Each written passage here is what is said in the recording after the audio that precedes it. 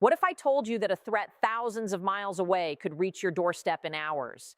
What if the skies over California, one of the most populated and economically vital regions in the world, were suddenly no longer safe? What if the very tactics used in distant conflicts were now being turned toward the American homeland? Right now, across social media, defense forums, and news outlets, a claim is circulating that has sent shockwaves through communities from Los Angeles to San Diego. Iran is planning a drone attack on California.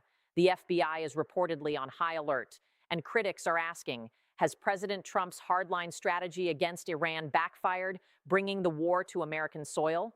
Welcome to Power Clash Report. Today, we are breaking down one of the most alarming and misunderstood developments in the ongoing U.S.-Iran tension.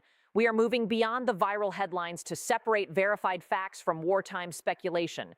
We will examine the origins of this claim. We will analyze Iran's actual drone capabilities and their reach. We will assess the FBI's stated posture and the reality of Homeland defense. And we will answer the question that matters most. Is this a credible threat that demands immediate action, or a psychological operation designed to sow fear and influence policy? Stay with me until the end, because understanding this story is not just about geopolitics. It is about the security of your community, the resilience of your nation, and the fine line between preparedness and panic.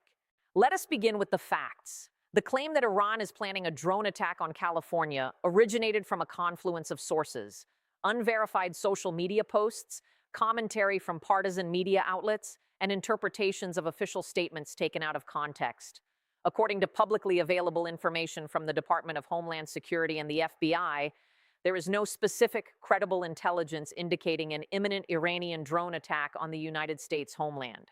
The FBI's official stance, as reiterated in recent public briefings, is that while Iran possesses the capability to conduct cyber operations and support proxy attacks globally, a direct kinetic attack on U.S. soil remains a low-probability, high-impact scenario that is actively monitored and defended against. However, the persistence of this claim is not accidental. It taps into genuine anxieties about asymmetric warfare, the proliferation of drone technology, and the escalating rhetoric between Washington and Tehran. Iran has invested heavily in its unmanned aerial vehicle program, developing drones like the Shahed-136, a loitering munition with a reported range of up to 2,500 kilometers. This is a significant capability, but it is important to understand its limitations. A range of 2,500 kilometers does not reach from Iran to California. The distance is approximately 13,000 kilometers.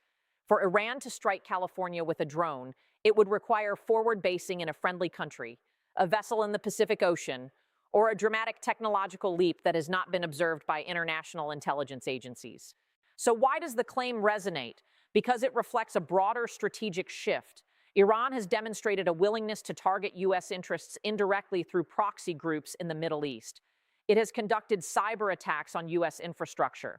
It has threatened retaliation for strikes on its nuclear program and military personnel. The idea that these tactics could evolve to include the U.S. homeland is a logical, if extreme, extension of this pattern.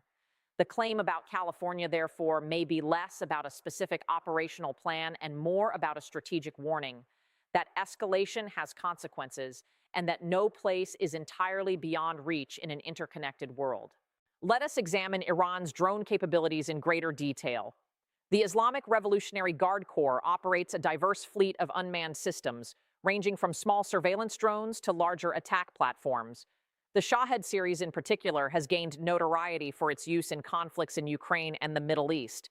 These drones are relatively low cost, difficult to detect on radar, and can be launched in swarms to overwhelm defenses. Their effectiveness lies not in sophistication, but in saturation and psychological impact. A single drone may not cause catastrophic damage, but a coordinated attack could disrupt critical infrastructure, sow panic, and strain response resources. But capability is not the same as intent or feasibility. For Iran to execute a drone attack on California, it would need to overcome monumental logistical hurdles. It would need to transport drones to a launch point within range, evade U.S. naval and air patrols in the Pacific, and penetrate layered air defense systems. Each of these steps presents a significant risk of detection and interception. Moreover, such an attack would constitute an act of war against the United States, inviting a devastating response that the Iranian regime has consistently sought to avoid. This is not to say the threat is zero. It is to say that the probability is low and that the claim, as often presented online, exaggerates both the immediacy and the likelihood. Now, let us address the role of the FBI. The Bureau's primary mission regarding homeland threats is prevention, investigation, and response. In recent months, the FBI has increased its focus on countering foreign malign influence, including from Iran. This includes monitoring for cyber threats, disinformation campaigns, and potential plots by individuals inspired by foreign actors. The term panics in viral headlines is a sensational characterization. The FBI does not panic.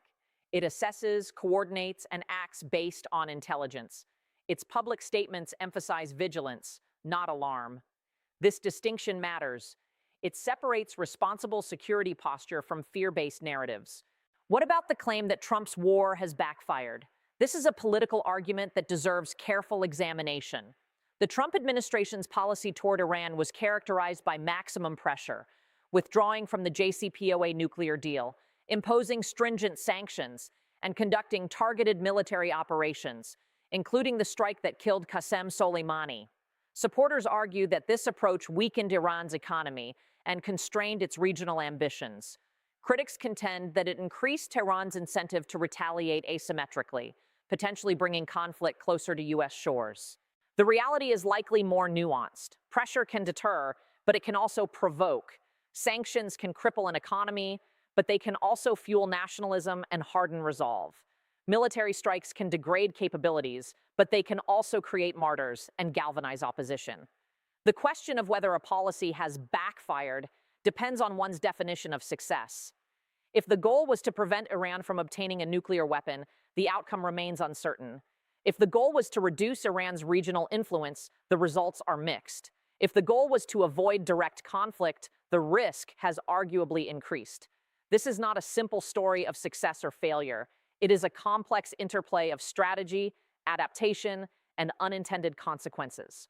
Let us talk about the human dimension. Behind every strategic analysis are real people whose lives are affected by fear and uncertainty. In California, families may worry about their safety. First responders may prepare for scenarios they hope never occur. Communities may grapple with the tension between vigilance and normalcy. The psychological impact of a perceived threat can be as significant as the physical risk. This is why responsible communication is essential. Spreading unverified claims can cause unnecessary anxiety, divert resources, and undermine public trust. At Power Clash Report, we prioritize verified facts over viral speculation. We will update this analysis if new, credible information emerges. There is also the information warfare dimension. In the digital age, narratives are weapons. The claim about an Iranian drone attack on California may serve multiple purposes for different actors. For hardliners in Tehran, it could be a tool to demonstrate resolve and deter further U.S. aggression. For partisan media in the United States, it could be a way to criticize foreign policy or rally political support. For malicious actors, it could be an opportunity to sow discord and erode confidence in institutions. As consumers of information, our responsibility is to seek verification, consult credible sources, and resist the urge to share unconfirmed reports. This is not about censorship. It is about clarity. Now, let us consider the defensive posture. The United States invests heavily in homeland defense, including missile defense systems, air surveillance networks, and counter-drone technologies. The Department of Defense, in coordination with federal, state, and local partners, maintains plans for responding to a variety of threats. While no defense is perfect, the layered approach significantly reduces the probability of a successful attack. Moreover, the intelligence community continuously monitors for indicators of plotting, allowing for preemptive action when possible. This is not complacency, it is preparedness. What about the global implications? The U.S.-Iran tension does not exist in a vacuum. It affects alliance structures, energy markets, and diplomatic initiatives worldwide. If Iran were to attempt an attack on U.S. soil, it would trigger a profound international response. Allies would be consulted. Adversaries would calculate their positions. Global markets would react. The stakes are not just national, they are systemic. This is why de-escalation, even amid hostility, remains a strategic imperative for all parties. So what happens next? There are several possible scenarios. Most likely, the claim about a California drone attack fades as unverified, but the underlying tensions persist, leading to continued shadow conflict through proxies, cyber operations, and diplomatic maneuvering. In a more alarming scenario, a miscalculation or escalation leads to a direct exchange with unpredictable consequences. In a hopeful scenario, diplomatic channels, perhaps through third parties, create space for dialogue and risk reduction. The outcome depends on choices made in Washington, Tehran, and other capitals in the coming months. What can you do as an informed citizen? First, stay informed through credible sources. Follow official statements from the FBI, DHS, and U.S. Cyber Command. Be skeptical of sensational claims on social media. Second, understand the broader context. This is not an isolated rumor. It is part of a shifting landscape of hybrid warfare where information and perception are battlegrounds. Third, engage constructively. Share verified information. Support community preparedness without succumbing to panic. Advocate for policies that prioritize both security and diplomacy. At Power Clash Report, we believe that knowledge is power.